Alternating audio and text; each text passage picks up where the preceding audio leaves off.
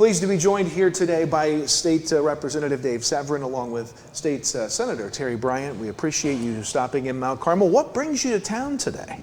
Go ahead. Well, we're looking at Wabash Valley, and we'll be going down to Frontier in a little bit. Just getting a good idea of what goes on here in the campuses. I represent 14 counties, so have a lot of community colleges. Sure. And we had a bill come up this past year that would allow for some baccalaureate degrees to be issued to the community college students. It's a little bit controversial, and so I think we're on a kind of a information gathering trip to make sure that we vote for what's best for our districts. Obviously, that measure did not pass at the end of the spring session because of the controversy. Where do you see the future of that bill headed?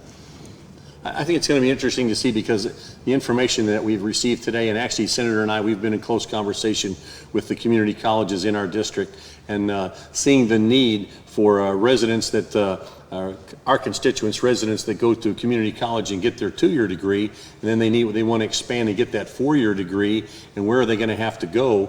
And so we want to make sure that people are given an opportunity to stay in their communities. We don't want someone to go off to school, and because what usually happens is then they don't come back.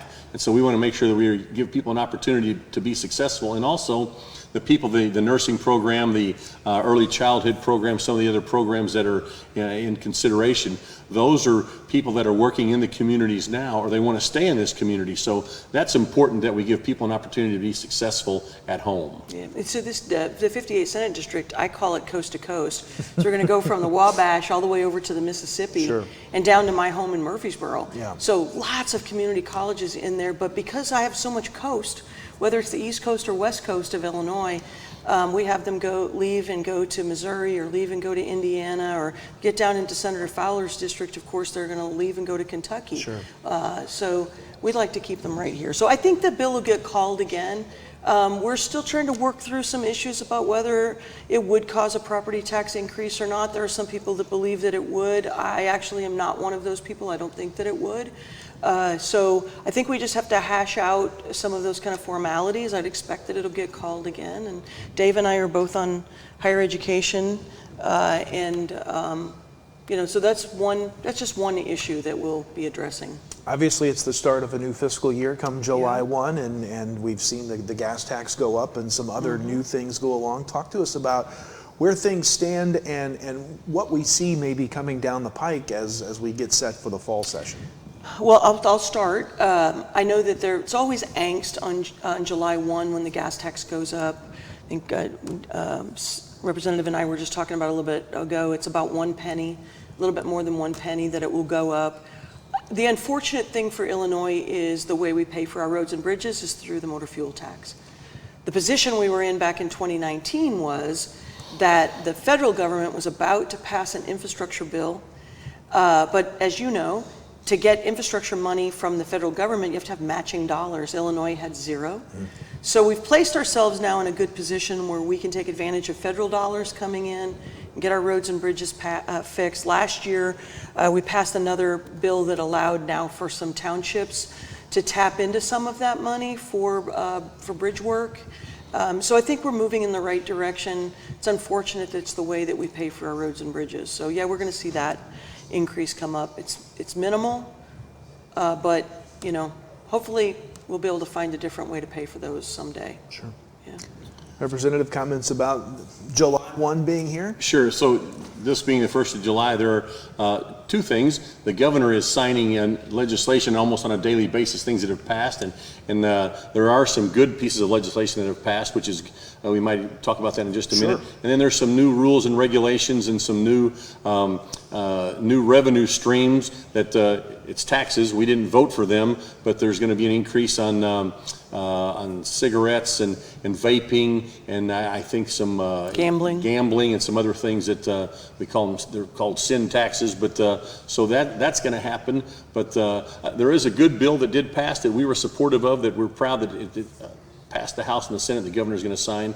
It's a Farm Bureau initiative where farmers now, if they own 40 acres or more, they can get an increased number of nuisance tags to take deer or actually turkeys from their property, because we found out, actually we stopped and visited Fry Farms, which is in our district, and found out just what's going on with the decimation of their pumpkin crops from deer. And so it's not 2 or 3 deer, there'll be herds of unbelievable how many are actually in the fields. And so what that bill does is it allows landowners to take those deer, and also it used to be where those deer, it was in the springtime was the only time that you could take those nuisance tags. Well, when you do that, then the deer meat, you can't do anything with it. Now you can take them and harvest them in the fall, and so you could keep that deer meat, or you could donate it to a homeless shelter, which is it's a win-win for everyone. And so excited to see that pass. Yeah, no doubt about it. Got to figure out how to keep the deer out of my hostas at home. Oh, Well, it's yeah. like eating candy Right, for them. it is. Yeah. I That's have great. to. I had nuisance tags last year, Okay. and got 4 does. Oh my gosh. But then couldn't process them because it was 100 degrees outside and they were full of ticks. So I switched to archery hunting. I went and got a new crossbow, and some of the folks that'll be watching this, if they do my Facebook page and stuff, they know I cut off a portion of my thumb this past year, but it's Oh looking my pretty gosh. good now. Yeah, look at that, with a yeah. crossbow. Now you won't have to just do archery hunting to have that nice long season. The other part of that was it also expands who you can have hunting on your property, so it'll expand now to just not only the landowners, but if you're sharecropping and you've got a tenant farmer, Okay. you can actually expand those. Now that doesn't go into effect until 2026, so we have one more deer season to get through before all this goes into effect, but that's pretty significant.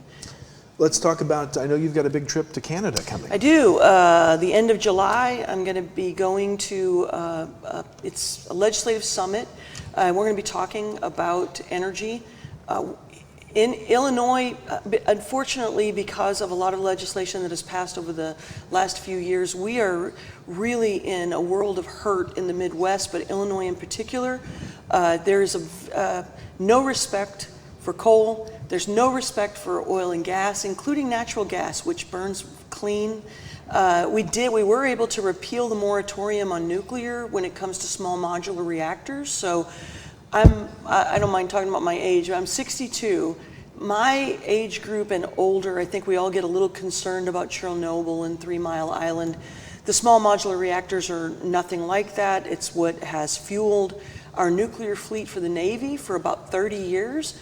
Canada is kind of a leader in that nuclear field, and so I have this big summit there. I'm going to go up, and I'd love to get some small modular reactors. It will be probably 7 to 10 years before that can happen, but it might be one of the answers that we have going forward. I'm happy to say that under the Trump administration, he loves coal, I love coal, Dave loves coal, so we're ready to hopefully let that industry take off again, and took a trip to Europe just 2 years ago to look at solar in Europe, and they laugh at us here, asking why are we doing solar the way we are? It's close to the ground, it's these massive fields.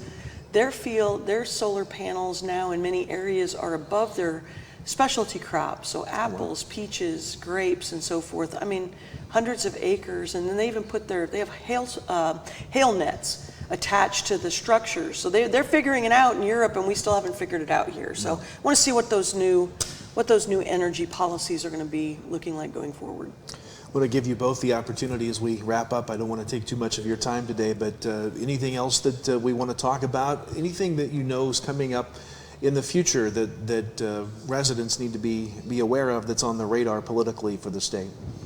So we have a senior fair that's coming up later in the summer. We'll get information to you about that. Sure. And then something else that I've had the years that I've been in office, we have a summer reading program where we challenge kids. They're going to be from first grade to fourth grade. If they read 8 books, they qualify for they come down to Mount Vernon. They have an aquatic zoo there that the family could come and swim and participate there for the day. They get some other goodies they get. But if you're watching today, or you know someone that's would qualify from 1st to 4th grade kids, boys and girls. We'd love to have them participate. They can reach out to my office, and it's 618-472-8158 would be the number, and we'd love to have them participate. It's a great family event, and the other thing is we're encouraging kids to read, encouraging parents to get their children to read. That's how you learn. Yeah, absolutely. And I would just invite anyone, Dave and I have an office in Mount Vernon that we share. So if folks need to come by there, it's on Broadway right next to Walgreens. Love to have people just drop in and have coffee with us from time to time. If we're not in there, then leave us a little note and we'll catch up with them someplace else. If anybody has questions, please feel free to call, and we'll be happy to try to answer those, meet with you individually. So love to do the hands-on stuff. State Representative Dave Severin, State Senator Terri Bryant, we appreciate your time and hope to see you back here again soon. Thank you. Thanks for having us. That'll do it for this report here on News Channel 15.